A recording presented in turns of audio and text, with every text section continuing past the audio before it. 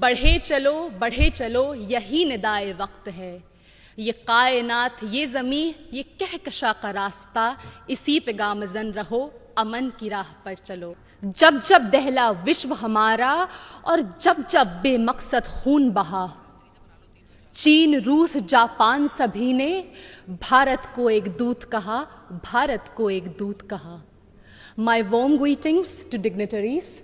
I am Mahira Khan from Chhattisgarh and I am here to speak on the topic of peace building and reconciliation, ushering in the era of no war.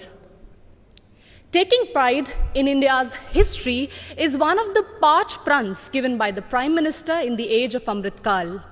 And looking back at history, it is a proof that India has always been a harbinger of peace.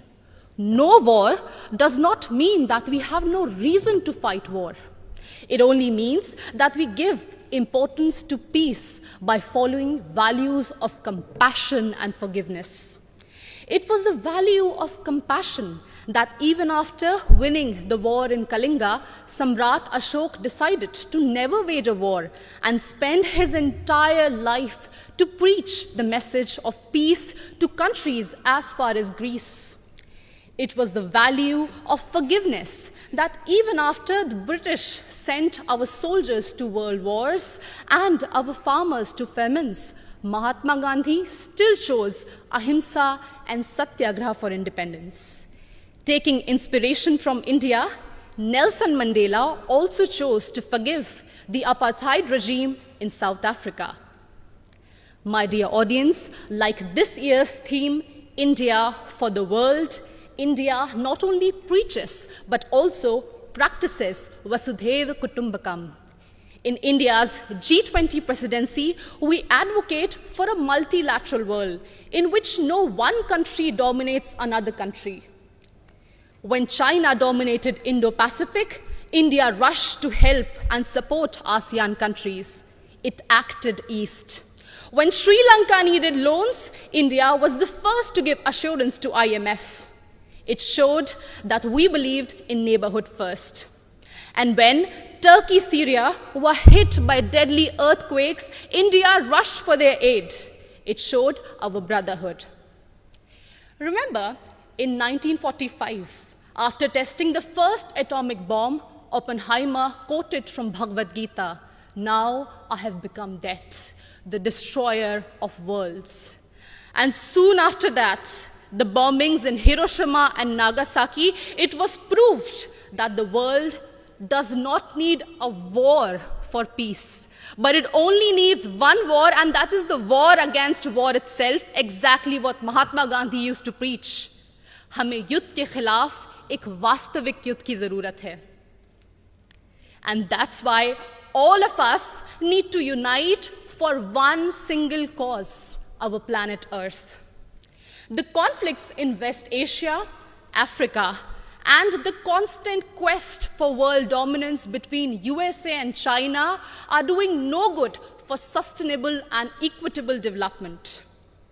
And this is worse even in the post-COVID era, something which we cannot afford. And in this circumstance, the world looks at India to find peaceful negotiation and conciliation in the midst of Russian-Ukraine war. As the voice of Global South, we believe that few rich countries which have caused maximum war and pollution in the last century should pay for their mistakes by helping and not holding back technologies from poor countries. I understand that we might be divided by borders, but we believe that our culture, sports, and ideas could unite us. And in this condition, the world looks at International Solar Alliance for an equitable solution to green energy transition. Our jawar, bajra, and ragi are being celebrated as superfoods in the world today. And the world looks at Ayush for a healthy lifestyle. My dear audience, when one youth from Naxal-affected area of Abujmar in Chhattisgarh can strive and participate in international football, it inspires so many of us to strive for a home that is free of conflict and full of opportunities and growth. In us, in each of us, lies immense ability to solve any internal or external conflicts through peace, passion, and compassion.